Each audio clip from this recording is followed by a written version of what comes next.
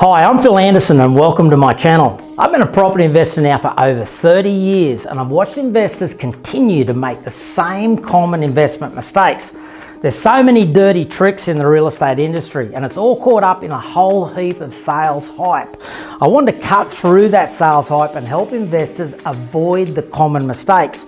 I hope you enjoy the following content, but please remember to like and subscribe. G'day listeners and viewers across the country and welcome to another episode of Street Smart Property Investing, where once again I'm joined by Mr. Trent Durrington. How are you, buddy? Phil, good mate, good to be back. Here we are talking about the Australian property market, and a big common conversation that I'm getting bombarded with at the moment is, Phil, do we buy today or do we wait? Is the property market about to turn? Is all of this growth about to turn into a bit of a correction, potentially even a crash? Do we buy today, do we invest now, or do we wait and invest sometime in the future, 12 or 18 months from now? Will we have better buying? Are you hearing it as well? Mate, you do. We've always preached you should be buying no matter where in the cycle. If you've got the capabilities, you can get finance and you can leverage correctly, you should be buying.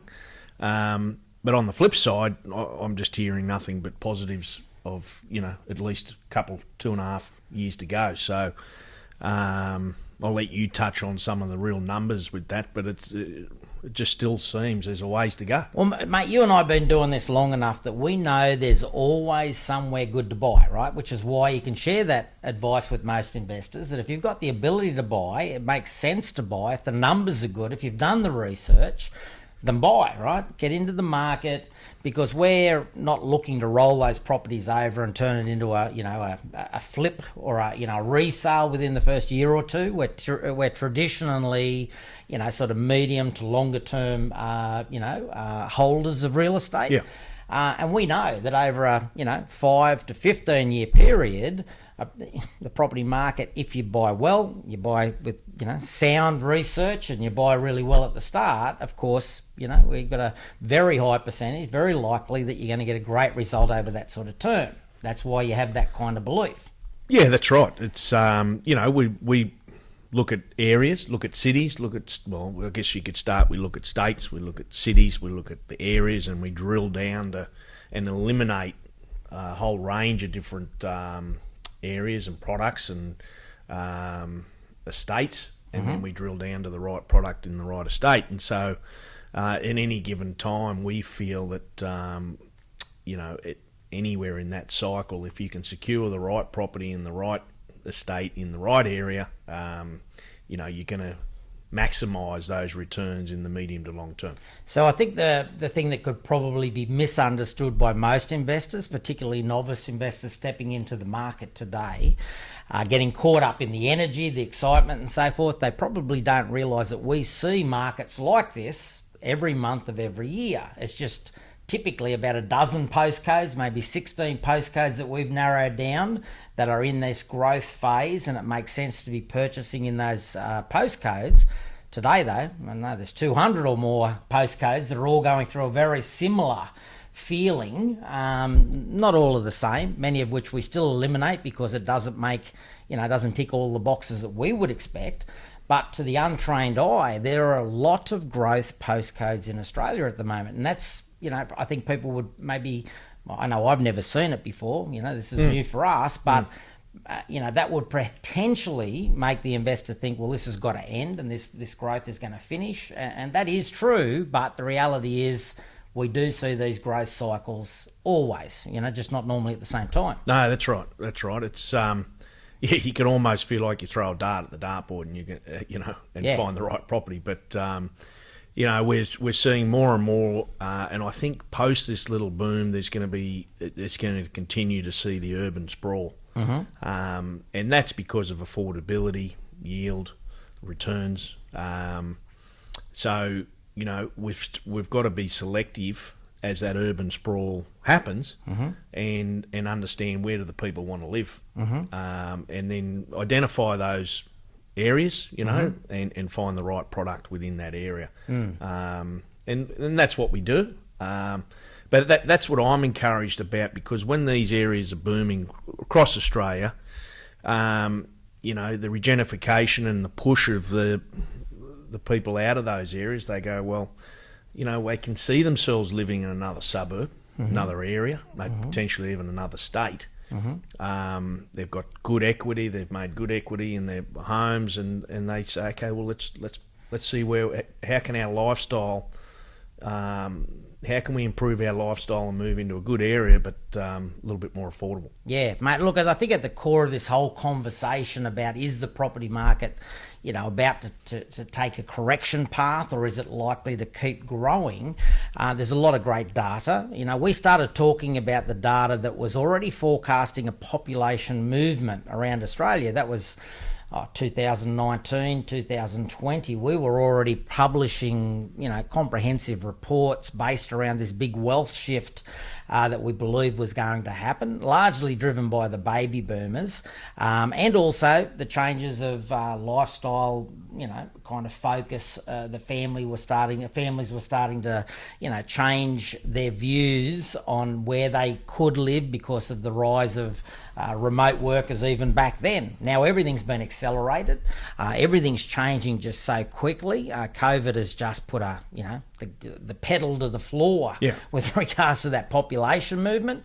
But let's talk a little bit of data, because this, like I said, the investors that are listening at the moment will want to say, well, you know, not just our opinion, what are the forecasts, what are the analysts saying, what's going to happen over this next 12 or 18 months?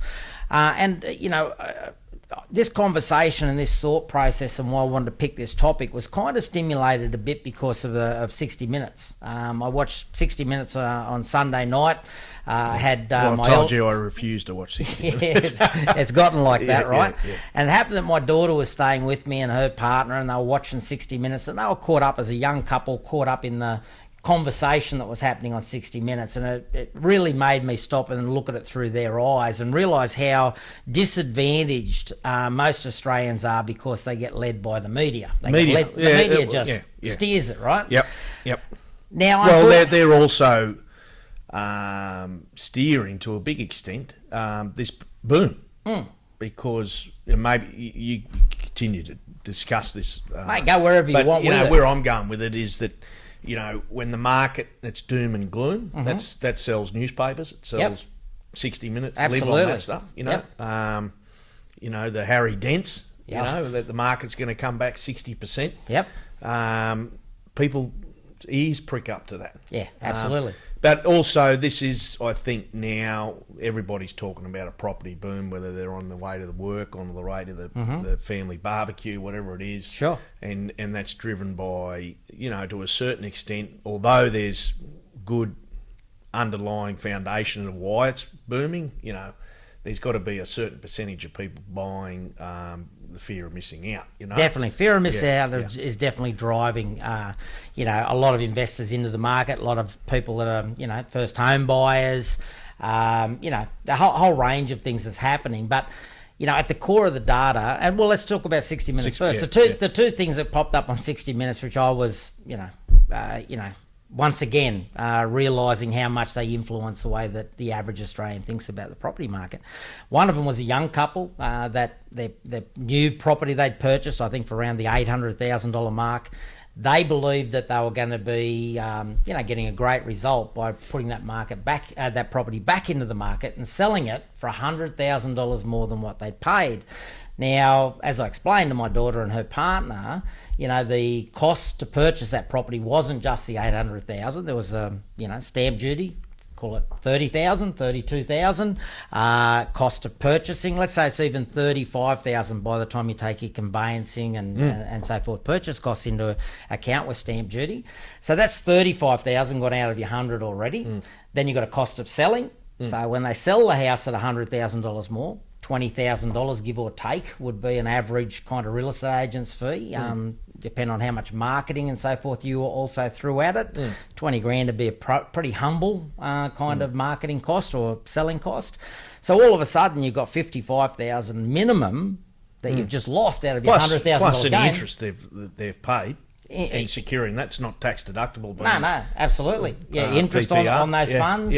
And then if they want to buy the same property or a property, they've once again got to pay stamp duty again, which might be another $35,000, which they wouldn't have had to pay if they didn't, if they stayed in the same property. So even if they're going to trade into another property, the net gain on that potentially is like $10,000. So, whilst my daughter was sitting there going, wow, that young couple's just made $100,000, of course I was saying, you know what, now they probably are back to about $10,000, or they're now finding themselves trapped out of the market, depending on what happens over the next 12 or 18 months, because if they were just selling to pick up the growth, put 100 grand in their pocket, and then wait 12 months to get back into the market, they could be in for a rude shock. And that's what brought me to this topic, right?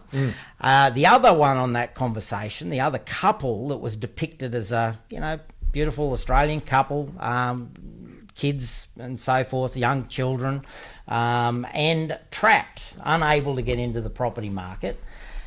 And it was a sad story. Sydney? No, this was actually a Melbourne couple, right. This couple, but they were in a similar situation where they were, talking about the Australian property market, and this beautiful young couple unable to secure a property. And how sad was it? And of course, it made me think, well, the average viewer watching 60 Minutes and seeing this average couple unable to get into the market, and this, the story was designed to pull on your heartstrings, I kind of thought to myself, I wonder how sad for this couple the average Australian actually feels, because they were complaining that their $1.5 million budget, they kept missing out on buying. For 1.5 million. That was their budget, 1.5 million. And of course, they were trying to buy in suburbs where the houses were selling for 2 million. Right? Man, what happens here, right? Like the reality that a couple would think their first house. This was a young couple, I don't know, maybe in their early 30s.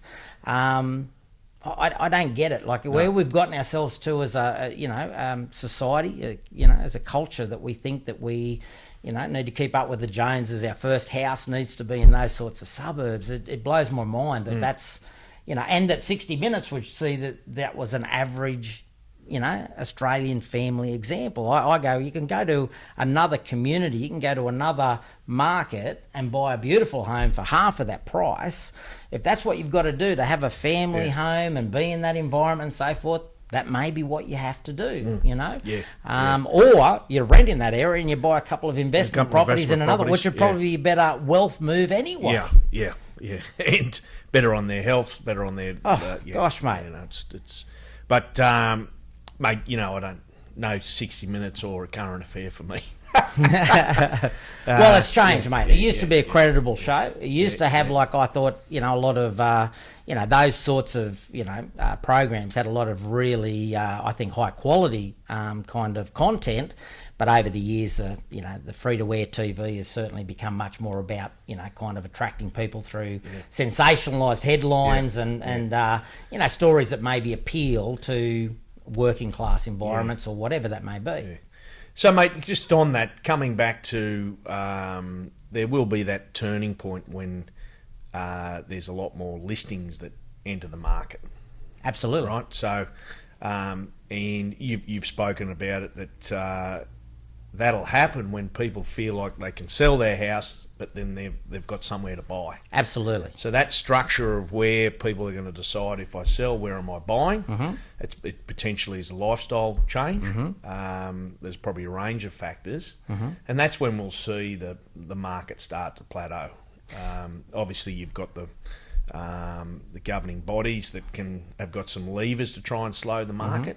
But I think ultimately interest rates aren't going anywhere. Ultimately, it's going to be when you see a lot more listings. Absolutely. Listings will be the thing. It's supply and demand, right? At the moment, supply can't keep up with demand. That's our issue, right? And of course, what we're seeing is that we're seeing this population movement. There's a genuine movement of people from Victoria into, predominantly Queensland. But at the end of the day, Melbourne is losing people to Sydney when it comes to a net change. Sydney's losing a lot of people to regional New South Wales, and overall the big winner from all of the movement of people, the net gain, the biggest net gain, is into Queensland. Very interesting for me to see the rise, a huge rise. We haven't seen the number of building approvals like we're seeing now in New South Wales since the 1980s. Record numbers of building approvals happening in New South Wales. That's a combination of people moving out of Sydney, moving into the outlying areas, moving into these regional growth markets, which I think are just set up for phenomenal years ahead. Yeah. And also substantial Well, renovations. Yeah, that Sydney regional market too, if we're talking coastal regional market, is very landlocked. Oh, You know? crazy.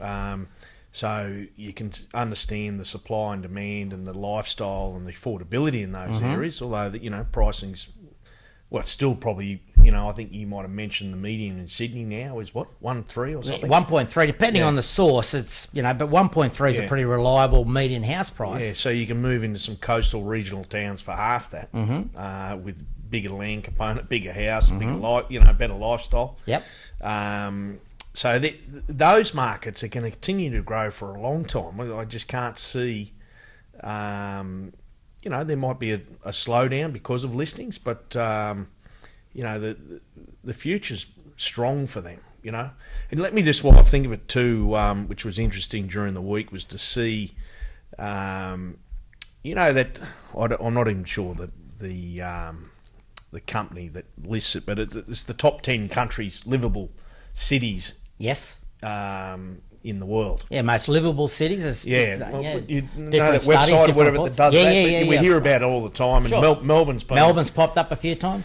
Well, I think Melbourne was number one for years, right? Yeah. And granted, for us Queenslanders, we love to visit Melbourne. We don't see ourselves living there, but that's okay. Yeah.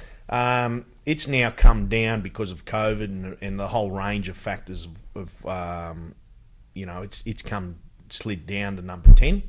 There's a couple of other New Zealand cities that have popped onto that list, and a couple of other cities within Australia, but the big one for me is Brisbane. Yeah.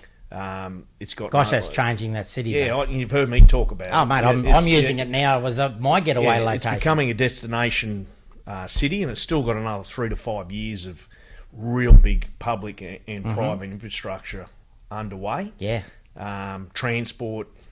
Massive infrastructure investment. Yeah. Massive infrastructure. So that's going to continue to grow, Brisbane as a city, as one of Australia's. And if you talk affordability, which is a factor in rating these cities, it's very affordable especially against Sydney and also Melbourne. Mate, I'm seeing people relocating out of regional New South Wales. I never thought I would have seen the day when a Port Macquarie or a Coffs Harbour that's gone through a phenomenal run over the last 2 or 3 years, and they are, in my mind, two very high quality investment markets. But those markets, we're starting to see the locals that can't buy a home in that area at 700,000, 750, 800,000, whatever the prices may be. They're starting to move into southeast Queensland, around Greater Brisbane area, to buy houses under 600,000. It's I think Brisbane, Greater Brisbane, southeast Queensland, it is very much undervalued. Yeah, heaps of growth left to go in it. Yeah. Well, mate, we can drive to Port Macquarie now in 4.5 hours. It's crazy, right? Yeah, so that new highway, listeners may not know.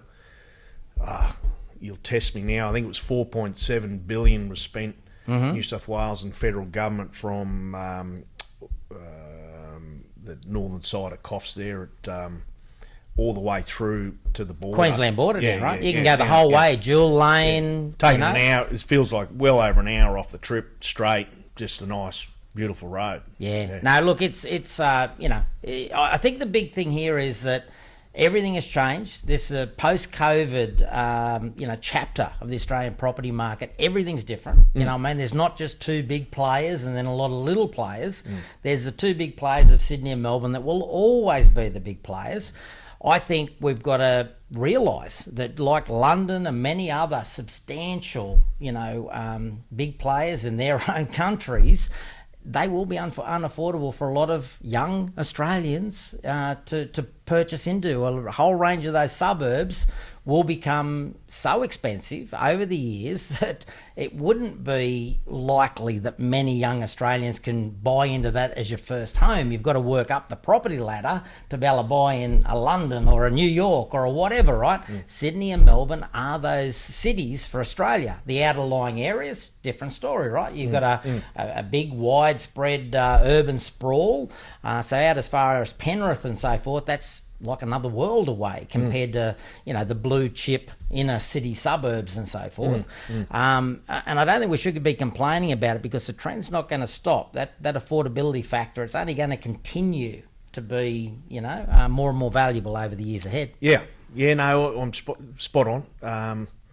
But if you're coming back to sort of where we started here in our conversation, is if we put a number on it, and you've got the numbers that some of the bigger, the ABSs and the like, are saying still another 25%. Yeah. And on the ground, it's hard. I'm seeing on the ground access to quality land, construction costs are continuing to rise. You know, so... Mate, let me give you some numbers. Let's have a look at some numbers together. You know, basically, if you have a look at what's forecast in the next 6 months even, right, for the rest of the year, we've had a great start to the year nationally. Sydney's been a big player, but really when we talk about Sydney at 1.3 million today, you've only got to go back to 2017. There's been a dip in between, but 2017 it was at 1.2. You know what I mean? Yeah, so right, 1.2 to 1.3 today. Everyone's thinking about what this growth has been. It's been incredible in recent months, but you know, you've got to be proportionate, right? There's ebbs and flows to this property market. When you get in, when you get out, when you sell, etc., etc. So it doesn't surprise me that median house price is at 1.3. The forecast, though, it's interesting because the forecast, if you have a look at the forecast for, I'm just trying to figure out exactly what the best ones are here to show you. Here we go. Let's talk about National Australia Bank. Additional forecast for the rest of this year, additional growth for the rest of the year, another 8%. This is the national forecast, an additional 8% growth in 2021, on top of what we've already achieved so far, and that's just in this year. The CBA was 7%, pretty similar. The ANZ, they said 9% additional growth on top of what we've got now before the end of 2021, and then into 2022, continuing growth at 6 or 7%. The RBA was an interesting one. The Reserve Bank of Australia said that there's an additional 8% growth left in the market between now and the end of 2021, another 9% in 2022, and then 8% in 2023. Now, this is a Reserve Bank of Australia that, in my opinion, are very conservative in their forecasts, right? They have a conservative approach on the growth, and we're talking all the national markets. We're not just talking one market. We're talking all the national markets. So the markets where we're seeing the most population flow, where we're seeing the lowest amount of supply, we're already seeing incredible problems when it comes to land supply, the cost of buildings going up. We're seeing a whole range of things happen, and yet if you look at the Reserve Bank of Australia's forecast, that's another 25% growth over the next 2.5 years. So if you're holding back and sitting on the sidelines, it could be a very risky play, considering what's being forecast. No, that's right. Again, comes back to what we said. If you got the money, you should be investing. Market's still got time to run. And our markets that we target for our clients, sit above and beyond some of the median growth areas. So that's all positive, mate. It's all positive. Very positive. Although it feels manic on the ground for someone like myself, controlling. Well, you've never worked harder, really. At the end of the day, the days of where a building company would be sitting around holding onto land, having nice package deals ready for an investor. That's not how the market is at the moment. No one's got any stock lists. No, we've got to scurry to make to put a package together for an investor. I've never seen you work harder in the market and work very closely with the building companies to control the contracts and protect the investors. All the stuff that we are seeing people trying to do this on their own, they're leaving themselves very exposed to changes to building costs and so on. Yeah, that's right. That's right. For the listeners that are doing it themselves, it's just, we've said it before in previous shows, but just make sure you go. Be careful. Yeah. Be careful. Big warning sign there. Eyes full eyes open. Yeah. It's changing and changing rapidly. Yeah. But good news, and it looks like there's going to be good times ahead for the Australian property market. So I guess none of us have got a crystal ball, but the evidence and the general consensus by people that are probably much smarter than us, spending a lot more money on analysts and so forth, they are saying that there's still plenty of growth left in this Australian property market in general. Yeah, 100%. It's and again, come back to it's always our strategy, medium to long term, but the market's moving monthly, so where you think you may not be ready to invest because you may have limited equity, you may be surprised. Yeah. Across your portfolio, even your primary residence, you may have picked up 100k equity in less than 2 months in some of your homes. Sure. And where the Sydney median price is at 1.3, that's not the price point you should be thinking as an investor in my mind.